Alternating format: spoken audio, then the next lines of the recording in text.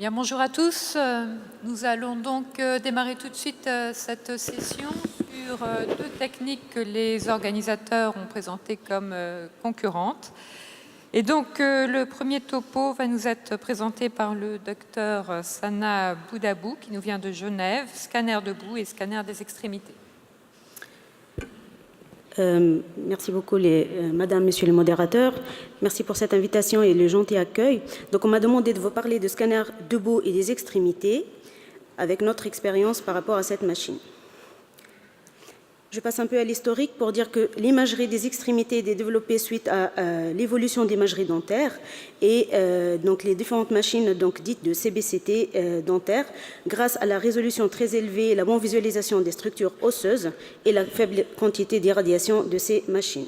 Donc ça a commencé par des études animales et cadavériques pour étudier essentiellement la consolidation osseuse et par le développement de nouveaux modèles avec des portiques et des gantries qui sont rotationnels, il y avait un élargissement de l'indication de cette imagerie. On parle de CBCT, mais ce n'est pas vraiment un scanner, c'est une imagerie fluoroscopique avec un faisceau pyramidal de rayons X et des détecteurs qui sont plus larges que le scanner conventionnel dit de flat panel. Ce qui a permis donc l'acquisition volumique, c'est on a une acquisition avec des multiples projections et ça permet en fait de réaliser une imagerie dite de 3D volumique avec des possibilités de reconstruction 3D.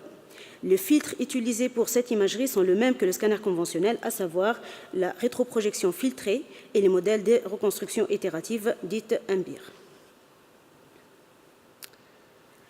Alors, la question qui se pose essentiellement par rapport à notre pratique de tous les jours, quelle est la place de cette imagerie 3D entre les radiographies standards, je parle de l'osteo-articulaire et des extrémités, et le scanner? Il y a beaucoup de questions concernant la qualité d'image, concernant le temps d'acquisition, la dose, la réduction d'artefacts, qui est un problème donc, qui reste toujours inhérent à cette activité, mais également par rapport au coût de la santé. Donc, est-ce qu'on considère cette imagerie comme étant un scanner? On le considère plutôt comme des radiographies standards. Et ça, c'est un problème pratique réel qu'on a trouvé dans notre pratique.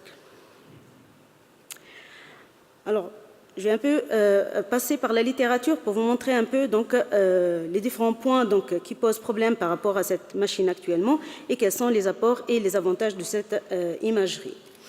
Alors, les études montrent que cette imagerie, donc, les durées d'examen, elle est égale, donc c'est le plan pratique, donc on n'a pas plus de temps d'examen. Je parle depuis l'installation jusqu'à la libération de patients.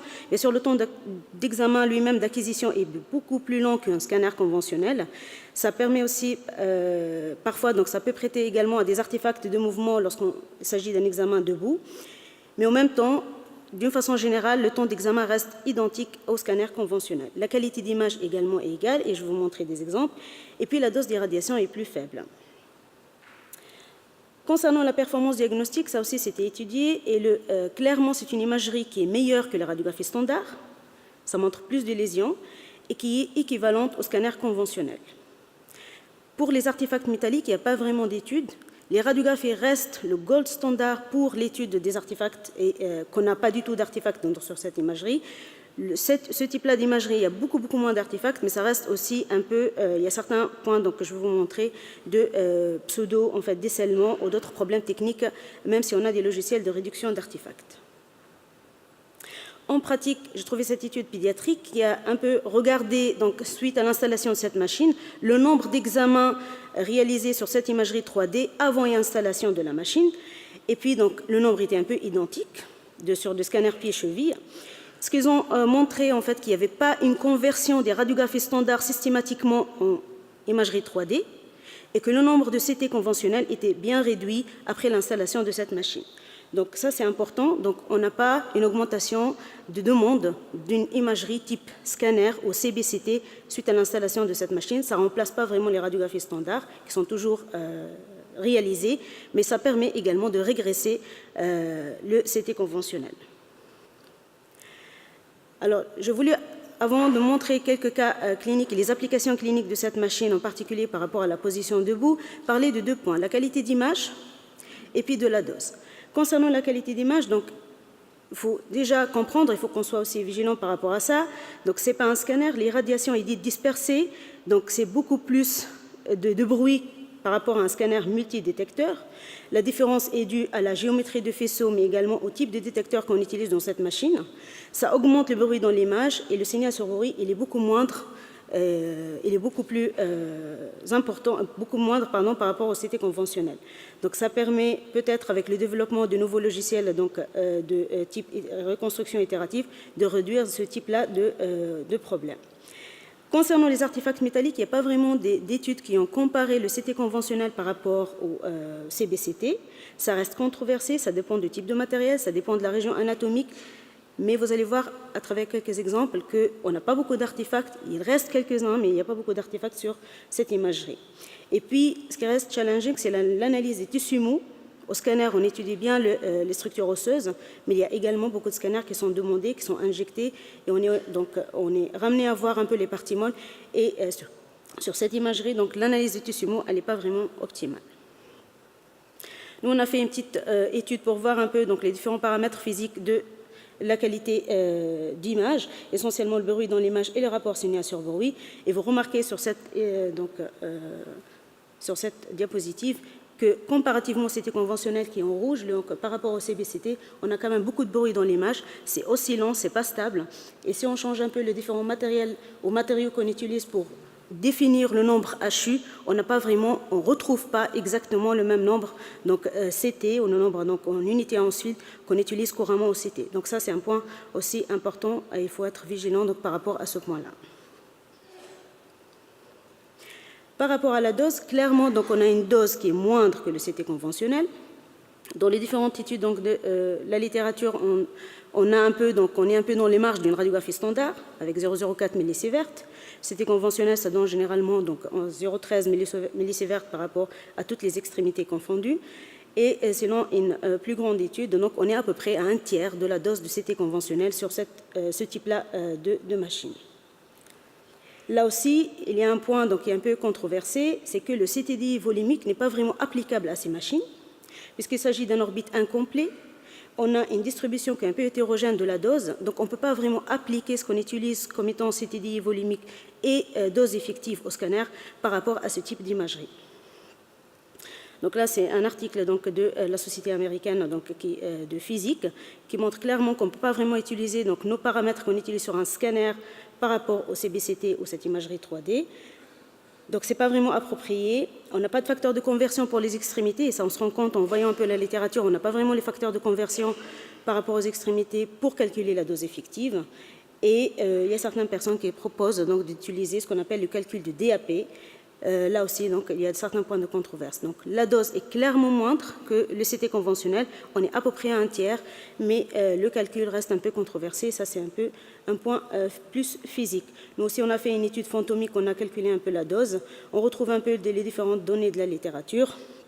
On est clairement donc avec un ratio qui est assez élevé, et on a une réduction de dose qui est très importante, qui peut aller jusqu'à 10 ou jusqu'à 15 par rapport au CT conventionnel, selon le constructeur et selon l'optimisation de protocole qu'on utilise pour les extrémités. Par rapport aux applications cliniques, c'est essentiellement donc, la position en charge. Donc, il y a différents constructeurs, différentes machines, et sur cette étude, donc, on a un peu comparer le CT conventionnel par rapport à cette imagerie 3D, aussi bien pour la visualisation des structures osseuses, mais également par rapport au rapport anatomique, les différents points d'alignement au niveau de l'arrière-pied. Et puis, clairement, donc, on n'arrive pas à appliquer le même norme qu'on connaît au niveau de CT conventionnel lorsqu'on se met dans une position debout. Donc, là, c'est important. Un exemple, par exemple, le valgus de la cheville, on n'a plus le norme de 6 degrés, on arrive jusqu'à 20 degrés. Donc, on ne peut pas appliquer vraiment le norme qu'on connaît sur un examen en position couchée sur cette imagerie en 3D en position donc, debout. Donc, l'alignement change d'une façon tout à fait significative entre les deux moyens d'imagerie. Par rapport au genou, même chose, donc il y avait cette étude sur l'instabilité fémoro-patellaire et les différentes valeurs qu'on connaît de TAGT, de titre rotilien et tout, donc diminuent. Donc on a aussi des valeurs qui sont significativement différentes par rapport au CT conventionnel. Il y avait même un impact sur la prise en charge de ces différents patients. Et sur une autre étude avec un autre modèle donc, de machine, on retrouve exactement les mêmes constatations. On n'a pas les mêmes normes entre un examen en charge et un examen en position couchée. Et du coup, donc l'alignement, là aussi, donc, diffère d'une façon significative par rapport au CT conventionnel et on ne peut pas appliquer les différents normes qu'on connaît déjà dans notre pratique courante. Il y a possibilité également, selon le type de la machine, de réaliser des examens en flexion. Dynamique, ce n'est pas dynamique en fait de perfusion, c'est dynamique donc avec différents degrés de flexion pour essayer de trouver, par exemple, lorsqu'on a suspicion de problèmes de conflit ou d'instabilité pour certaines indications, en particulier au niveau de la cheville et au niveau du genou. Par rapport à l'arthro-CT, donc c'est un examen, comme j'avais annoncé dès le début, donc il y a une très bonne résolution osseuse, aussi bien pour l'os trabéculaire que l'os cortical. Donc on a une performance qui est très bonne pour la visualisation des structures osseuses et du cartilage.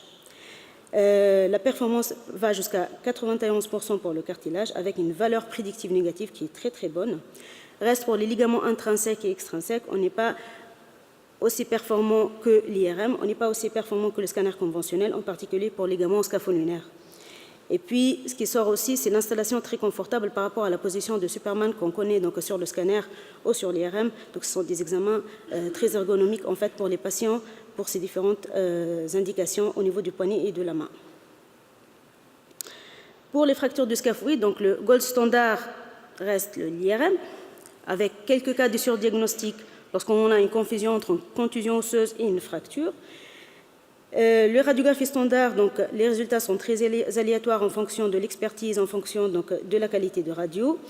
Clairement, donc, dans les études où il y avait recours à cette imagerie, il y avait une réduction de nombre indiqué en fait, d'IRM pour infirmer ou confirmer une fracture au niveau de scaphoïde.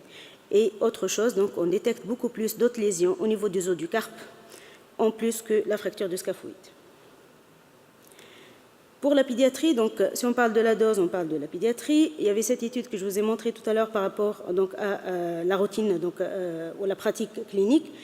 Là, je pense que c'est important puisqu'il y avait dans cette étude sur 34 patients une détection de quasiment 60% en fait, de lésions supplémentaires que la radiographie standard. Et puis, il y avait un changement dans la prise en charge thérapeutique quasiment dans 70% de cas. Donc ça, c'est très important par rapport à l'impact thérapeutique donc, chez cette population. La dose était faible, de l'ordre d'une radiographie standard.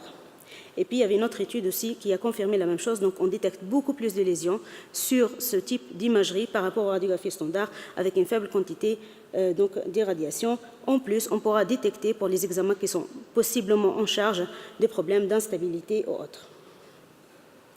Les tissus mous, donc ça reste un point qui n'est pas optimal donc, sur ce type d'imagerie. On n'est pas optimal pour l'étude des parties molles. C'est dû en fait au bruit que je vous ai montré tout à l'heure dans l'image, la résolution en contraste qui n'est pas vraiment bonne, et puis il y a des travaux en cours pour l'amélioration de la qualité de visualisation des tissus mous sur ce type-là d'imagerie. Pour le futur, donc c'est l'étude quantitative. Donc il y a possibilité de réalisation de l'imagerie en double énergie sur ce type-là d'imagerie 3D. Ça permettra, comme pour le scanner conventionnel, l'étude quantitative, aussi bien pour la composition osseuse, l'étude de l'œdème osseux, la densité, etc. Je n'ai pas trouvé d'études comparatives entre le CT conventionnel et ce type d'imagerie par rapport au matériel de synthèse. Je parle des extrémités. Il y en a beaucoup d'études sur le plan dentaire, mais pas pour les extrémités. Par rapport à notre expérience qu'on a eu cette machine donc, en test pendant 3 mois, on a réalisé une centaine de cas et avec accord de comité d'éthique et comme la dose donc elle n'est pas très importante, on arrivait à faire chez 2/3 de patients à peu près le CT conventionnel et le CBCT au même jour. Bien sûr, après accord de patients, les différentes indications, c'est les indications un peu dans notre pratique clinique courante, en excluant tous les patients des urgences, parce que ce n'était pas possible avec notre workflow. Donc, je vous montre quelques exemples pour vous illustrer un peu la qualité d'image de cette machine. Donc ça, c'est le CT conventionnel. La question, c'était l'évaluation de la syndesmose. Et puis ça, donc c'est l'imagerie 3D, dite CBCT.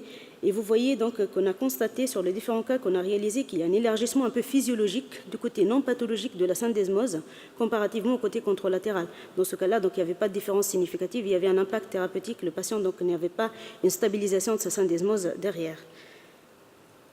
Autre cas, donc pour vous illustrer un peu donc la qualité d'image pour l'arthro-CT, la bonne visualisation de l'os cortical, du cartilage et cette perforation large donc, de TFCC, ainsi que les artefacts qui sont vraiment faibles donc, pour ce radius distal. Un autre cas donc d'ostéosynthèse au niveau de la fibula, ça c'est le scout en fait de CBCT. On peut imaginer qu'on pourra utiliser ça à la place de radiographie standard. Le problème actuel, qu'on n'a pas des fauves très larges, donc on ne peut pas inclure aussi bien l'arrière-pied et l'avant-pied pour vraiment remplacer une radiographie standard, mais ça reste un examen qui est de bonne qualité en fait comme une radiographie standard donc en charge. Et puis vous voyez ici donc la qualité de l'image avec la réduction des artefacts de durcissement et d'appauvrissement de flux au niveau de CBCT, en particulier après utilisation donc, du système d'IMAR en fait, de réduction d'artefacts. Un autre exemple, là on trouve le même problème sur le CT conventionnel et je pense que c'est dû essentiellement aux reconstructions itérative avec cette image de pseudo-décèlement au contact de gros matériaux en fait, entre l'os et le matériel métallique. On retrouve un peu le même problème sur ce type-là d'imagerie également. Un dernier exemple donc, pour une PTG.